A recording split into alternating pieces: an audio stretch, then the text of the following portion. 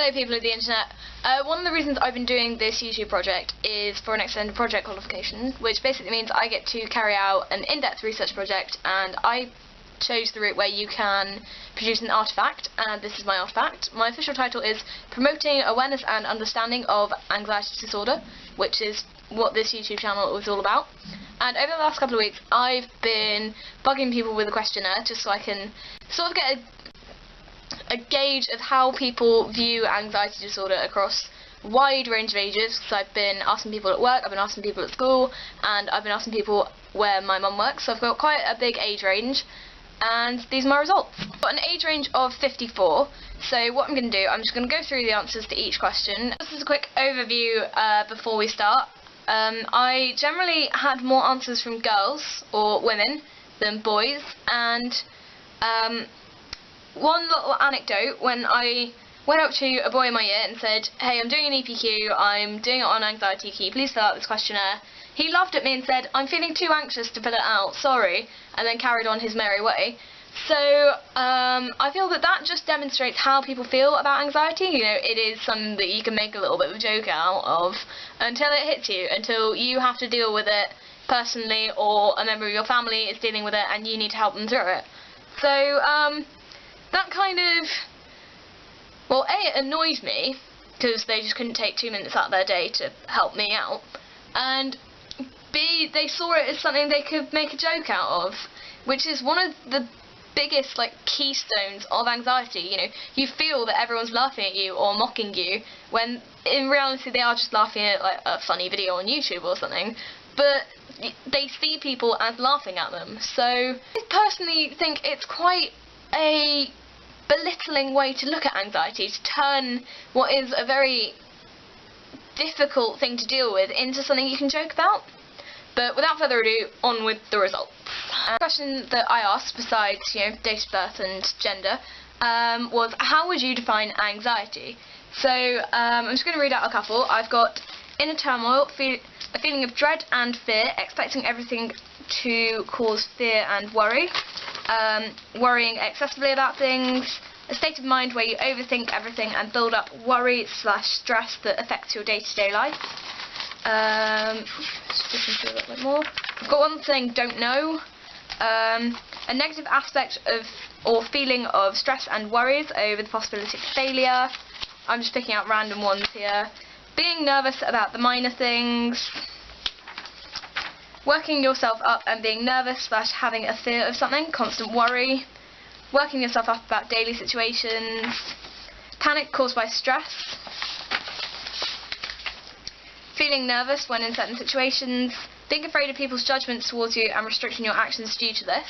I quite like this one because I feel it's very true to what happens. As we stated in the introductions and definitions video, the medical definition that we looked up from one of Ruby's psychology textbooks is a marked and persistent fear of one or more social or performance situations in which the person is exposed to unfamiliar people or to possible scrutiny by others. The individual fears that he or she will act in a way or show anxiety symptoms that will be humiliating or embarrassing. So, simply put, it stems from the fear that you'll be judged and excluded for your actions.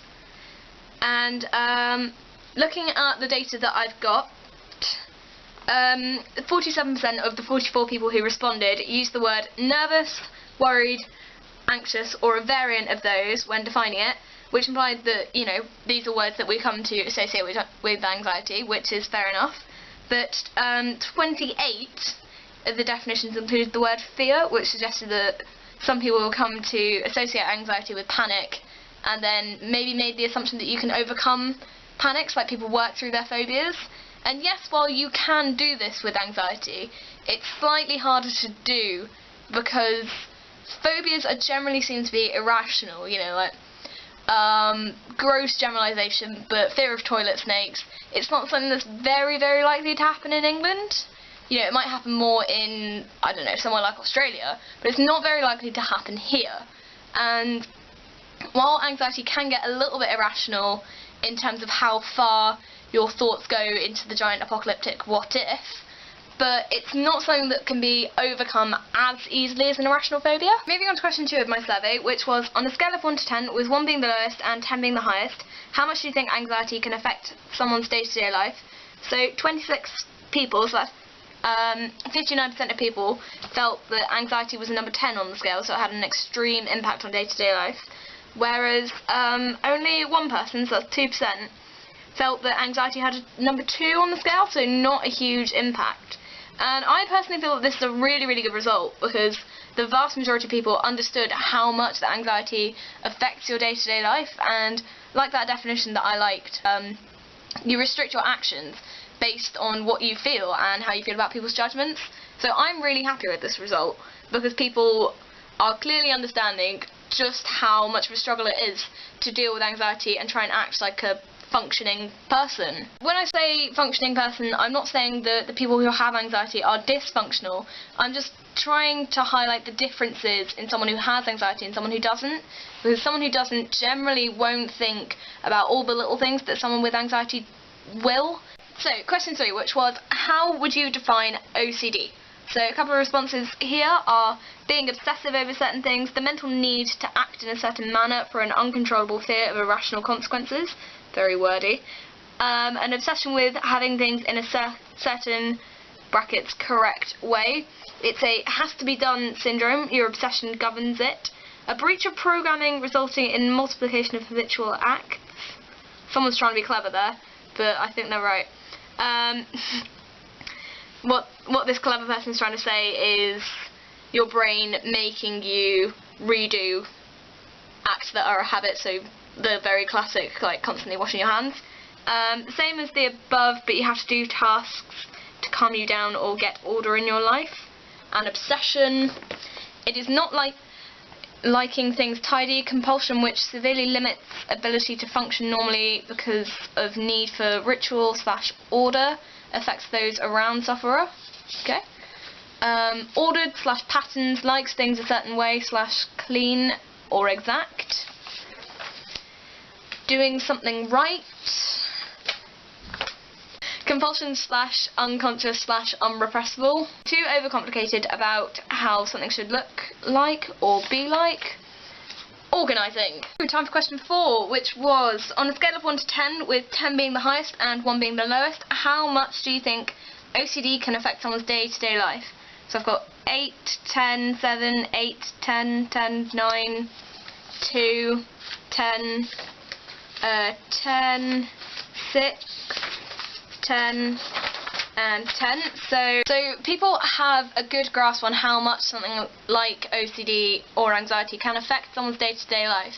But I personally feel that a lot of people feel uncomfortable when posed with something like that, and a lot of why people make jokes about things like that is because they don't quite understand it. Just as a little question 5, which was, is anxiety a mental health condition or a symptom of a mental health condition? So, here I've got mental health condition. It can be both. Mental health condition. Mental health condition. Could be both an immediate condition or a symptom of a larger condition. Mental health condition can be either. Symptom. Both. Mental health condition. I believe that different degrees of anxiety would constitute both of these things. Both. Mental health condition can be both, but many mental health disorders have anxiety as a symptom. Whether this is a cause or effect is undetermined, but anxiety in an extreme and long-term form can also be considered a mental health condition. And it is both. Anxiety can often be seen as a symptom of depression because you are so worried that everything's going to go wrong. And speaking as someone who's had second-hand experience with someone who has suffered from both anxiety and depression, it's terrible. I believe the way they described it was the depression side was just wanting to stay in bed all day and not get up and just stay, but the anxiety was saying you need to get up, you need to go to school, you're going to fail, you're going to just completely mess up all your exams, you're not going to get into university and you're not going to get anywhere.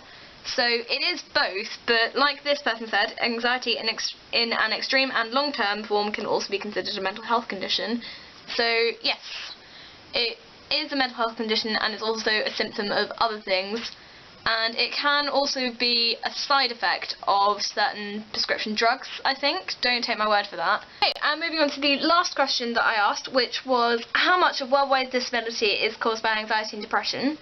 So this one was the most varied in terms of answers, and it was a multiple choice question, and I gave them the choice of 5, 10, 20, 25, 30 and 40, and 13 people, so that's 29% of the 44 people I asked, said it was 40%, then 11 people said it was 30%, 9 people said it was 25%, 6 people said it was 20%, 2 people said it was 10%, and 3 people said it was 5%.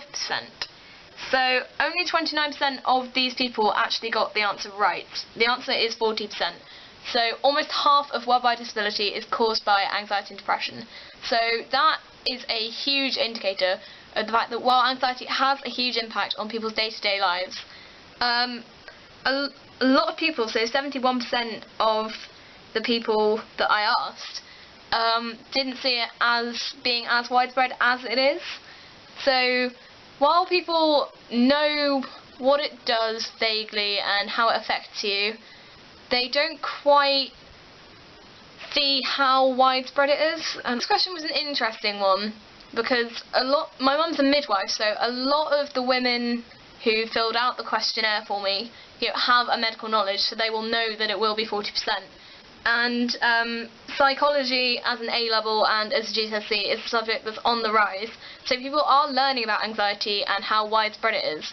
But you've still got these people who are saying that it's lower down or not quite 40% yet. So the answer to this question really depends on who you ask. So that's why I tried to get as big a spread of data as I could. But the answers to questions like these, or questions about anxiety in general, really depends on who you ask. And that's it. That is the end of my data analysis. So hopefully you've found this informative. It's definitely been informative for me to sit down and look through and talk about all my data and how I was received going around with these bits of paper and asking people to fill in this questionnaire.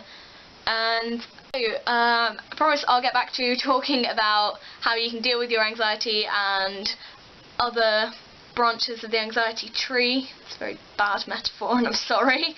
And I will see you next time. Okay, question 3, which was, how would you define OCD?